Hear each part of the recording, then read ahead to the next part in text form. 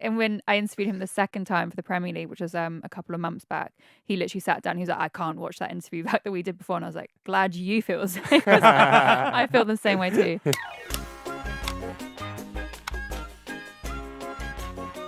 I think it was about probably 5 months into starting YouTube. I got asked to present a 60-second segment at the FIFA E-World Cup, and this was 2019. Is that the O2? Yeah, it was the O2. I was doing the radio, but I hadn't really presented at all. And I said to my manager, I was just like, "Oh my God, this is way out of my league, like imposter syndrome, that type of thing." He's like, "Look, you can say no because you're not experienced, or you can pretend that you know what you're doing. And I think you should pretend because I know that you'll be able to do it." And I was like, "Okay, cool." I rocked up, didn't realize it's a whole production at the O2 Arena and it's on Sky Sports, everything. And I was like, Jesus Christ. And I was literally staring at a wall rehearsing my lines. I was backstage like there, and I had an in-ear, which is very distracting if you're new to presenting, but just anyway, it's very distracting. People are talking in your ear whilst you're trying to talk. Yeah. Very confusing scenario. Anyway, I did that 60 seconds on stage, and there was someone in the audience who works on this Premier League show that I do called Uncut.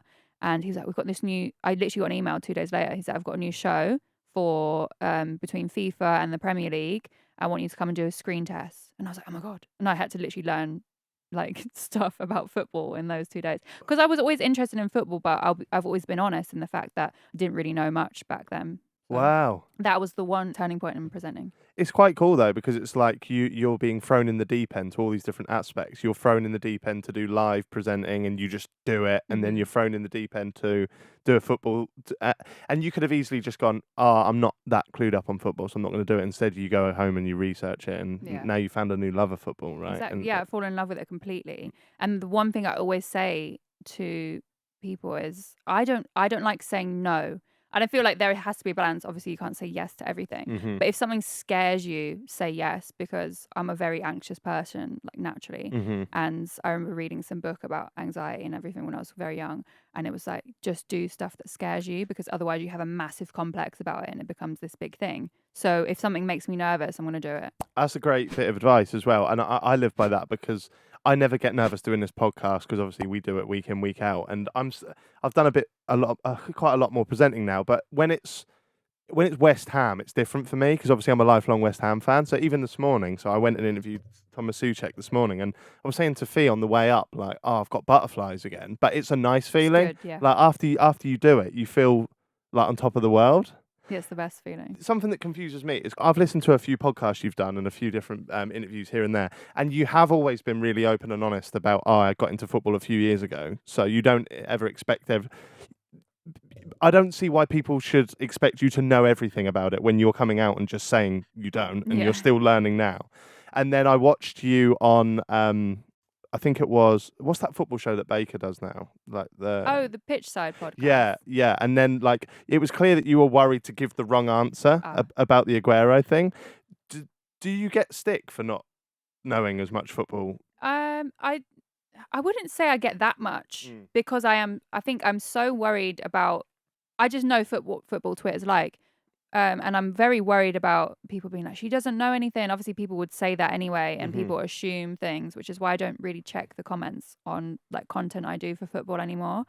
But sorry, but do you not? You should be allowed. Do you know what I mean? Like, I know, but I remember the first one I did for the Premier League, and I was paranoid because obviously I'm thrown in the deep end. Yeah. I've been trying to learn as much as I can, and I'm not that confident.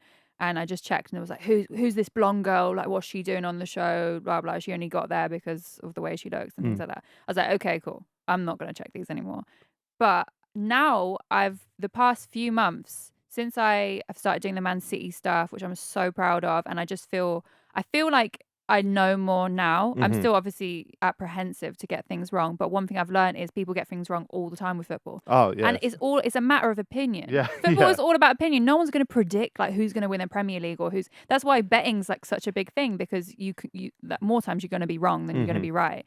And I think now I'm more confident in just owning the fact that I may not have 3 years ago have known too much about football, and I'm not someone that could reel off all these stats for you, but I know I'm good at what I do, and that is presenting and interacting with people and getting the best out of someone in an interview whilst being in a stadium and you've got someone talking in your ear and you're still trying to be articulate. And I'm good at that. and not everyone who necessarily knows the encyclopedia of football Right. could do that. Yeah. And that's where I feel a bit empowered. That's a really good way to put it. There could be, there will be, and the same as me here, there'll be hundreds of thousands of people out there that know football more than me and you, but they won't be able to necessarily have the presenting skills that you have. So props to you for that. Have you ever had any, not necessarily because of your own fault, but any horror moments? For example, I'll give you one that I was interviewing, I think it was Gaza, and the auto cue just...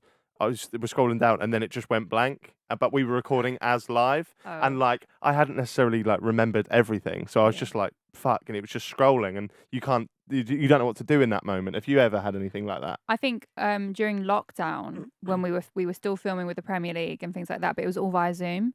So there was one interview. Well, I did one the other day that was pretty bad, but there was one interview. It was with Ruben Diaz from Man City. What a pla!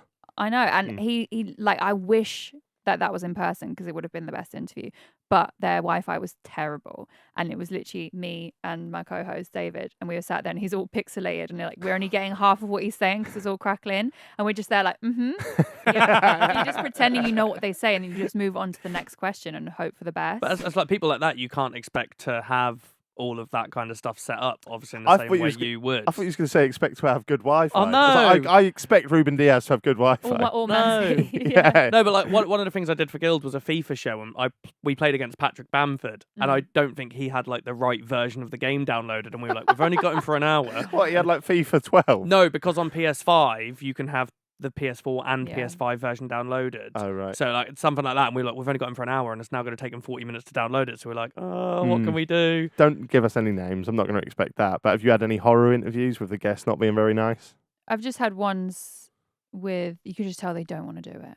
Yeah. And you ask the question, and normally if you ask a question, and I try and make the best effort to ask a question that's open-ended or just something that they would want to interact with, but they literally just give a one-word answer, and you have to be like, okay, so what's the reason for that, and really plug and get an answer. And those ones are quite like draining because it's horrible as well, because it's like I always find that when that happens, it makes you seem like you've done a worse job, but there's just nothing you can do. Nothing you could have done. Even with, and I'm sure West Ham won't mind me saying this, because the footballers are not really paid to do media; they're there to play football. But sometimes, like I'll be like a little giddy like kid watching them all train, and then they're like, "Yeah, we're just going to grab two of them to do this shoot after," and then you can just see like the club rep will go up to them and will be like, "Can you do this thing? Can you do this thing?" And they're just like, "Nah." None of them want to do it. And then so I'm just sat there with like, I don't know, some player who's been kind enough to do it, and you can just tell that it breaks my heart, because it's like, I want you to sit here and talk about chicken nuggets. Something like that. Now, for anyone who hasn't seen the content that you do with the Premier League and Match of the Day, we're going to give you a free pass to name drop some players. Okay. So rattle us off a list of players that Els the Witch has interviewed. Yeah. Okay, Ruben Diaz, Jack Grealish, I've done twice now. He's lovely. Jordan Henderson, we did a Christmas special last year. Quality. Who are the most recent ones that I've? Bernardo Silva. Yeah. Did Reece James for Chelsea the other week. Yeah. That'll be out soon. Now I'm under pressure. I'm gonna forget. They're still huge names. Yeah. What's Jack like? You said he's nice. He's so nice. And the first time I interviewed him, he was on a Call of Duty shoot with Activision, and then I was there just with the BBC because we knew that he was going to be there, so they just dedicated us some time. And the video is so funny because I obviously wear fake tan, and he was very pale that day. So if you look, and it's a white background, so it's literally like me, and I look really orange, and then he's there. And when I interviewed him the second time for the Premier League, which was a couple of months back, he literally sat down. He was like, "I can't watch that interview back that we did before," and I was like, "Glad you feel the same." I feel the same way too. No, but he's lovely, and it was interesting interviewing him last season when he was still at Villa, and now he's at City. Like seeing how different he is, because obviously he's like the new kid now. He's like a smaller fish in a bigger pond type thing. Yeah. So he was very like a lot more open about football and things like that. What, the second time round? The second time, because I think he was in a new place. He's learning a lot more about himself and the game. So yeah. Did it feel weird interviewing him again? Because you're a Man City fan, aren't you? So like if you interview like a footballer, Jack, you'd be a bit like, oh, this is cool. But if it's Declan Rice, you're like, oh, fuck, that's class. For some reason, obviously you had Grealish as an Aston Villa player, did it feel different when he was a Man City player for you? Did you not care more, but like, did you buzz more because he was one of your team's players? Yeah, but we were at the City training ground. We were in like the indoor pitch and stuff. So it was more grand than the first one was. But whenever I interview people, and this is why I don't think I get nervous interviewing people, I just look at them as a normal person, as my mate. I try and act like they're my mate because that, I feel, it breaks the ice as well. And I don't go into something thinking, oh my God, you're this person and you've done all of this. And because then I'd probably get nervous. But no, he's just really nice. You know, when you meet someone and you don't want to be like let down because you've heard that they're a nice person. Yeah. But he's one person that is just literally how you would imagine him to be. They took my car keys. Like, you had to hand your car keys in. I'm 17, 18 and you're not letting me go out.